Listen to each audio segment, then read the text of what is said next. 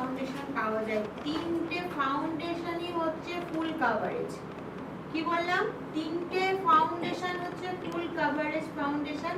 এবার কিছু কেমন, মানে তিনটে ফাউন্ডেশনের পার্থক্য তিন রকম আছে। যেরকম এই ফাউন্ডেশনটা খুব বেশি হার্ড, যখন আমাদের গরমকালে আমরা ফাউন্ডেশন ইউজ করব, আমরা গ্রিপ টাইপের টাইট টাইপের এরকম কি করব ফাউন্ডেশন ইউজ করব, যাতে আমাদের গরমে মেকআপটা সেট হয়ে ফেসের সাথে বসে থাকে, তাই তো?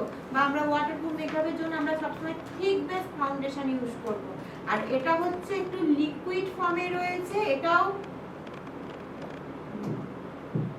সপারেলের ফাউন্ডেশন, এটাও একটু লিকুইড ফর্মে রয়েছে, এটাও লিকুইড, কিন্তু এটার বেসটা হচ্ছে থিক বেস। আমি জিনিসটা ইউজ করে তোমাদের দেখাচ্ছি। এটা হচ্ছে থিক বেস, এটা লিকুইড, এটাও লিকুইড, কিন্তু এটা অনেকটা বেশি লিকুইড।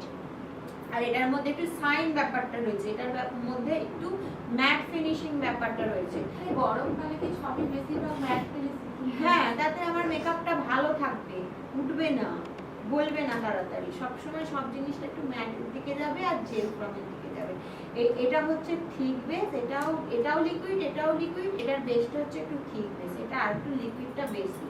ঠিক আছে, এটার সাথে এটা আমি মিক্সড করে কাজ করতে পারি, কিংবা আমি এই দুটো প্রোডাক্ট আলাদা আলাদা, ধরো মিডিয়াম বা ফেয়ার দুটো মিক্সড করে কাজ করতে পারি।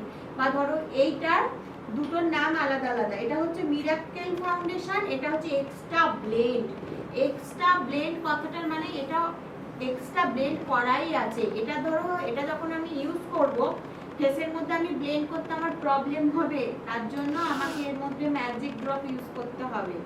কিন্তু এই প্রোডাক্টটার সাথে, ধরো এক্সট্রা ব্লেন্ড প্রোডাক্টটার সাথে যখন আমি মিরাকেল ফাউন্ডেশনটা আমি ইউজ করব, এক্সট্রা করে আমাকে কিছু ইউজ করতে হবে না।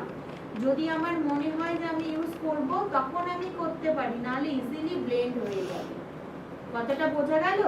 দুটোর আমি ব্যাপারটা